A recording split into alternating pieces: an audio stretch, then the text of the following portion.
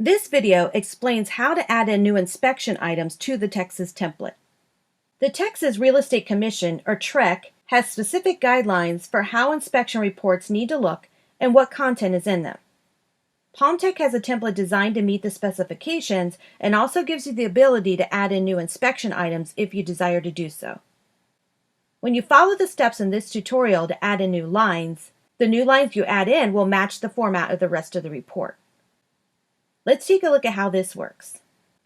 Right now, we have the PalmTech program open with a blank inspection we've started using the Texas template. For this example, let's say we wanted to add in a new item in the electrical systems category. For this video, we'll call it New Electrical Item. The first step to do this is to go to the Extra Lines category. This category gives you what you need to add new lines into the report. It's marked NA, so it will not show up on the final report. At the top, there is a note that gives written instructions for how to add new items in and essentially covers what we're covering in this video. Let's get started. We want to add a new item in, so we'll first click on the circle to the left of a new item line and then click on copy. Now let's go to Electrical Systems category. We want this to be the last item in the section, so we'll right-click right below Type of Wiring and then select Paste. We now see that our new line is added in. Now we want to rename it to say whatever we want the new line to be. To do this, we'll double-click on the A New Line item, and then the Modify Prompt window appears. Let's rename this to C New Electrical Item, and then click on OK. Our new item's now been added in. If we want to have a sub-item for this, like we have on the line above with the Type of Wiring, we can do that as well.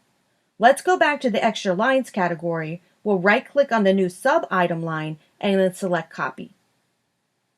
Now we'll go back to the Electrical Systems and paste this line below the line that we just added in. We can rename it the same way we did before by double-clicking on it. Let's call this line Sample Item. You can add in as many sub-items as you want for an item. Once you've added your new line in and any sub-items underneath it, then there's one more step to follow.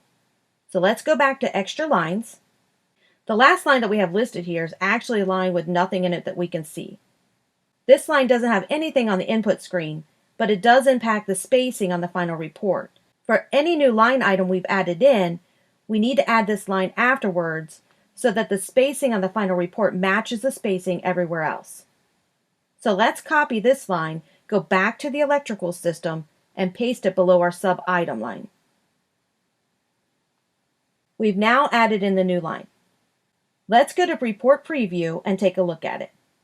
We'll skip ahead to the Electrical Systems category, and as you can see, our new line's been added in, and it looks exactly like the rest of the report. This concludes a video on adding new lines into the Texas template.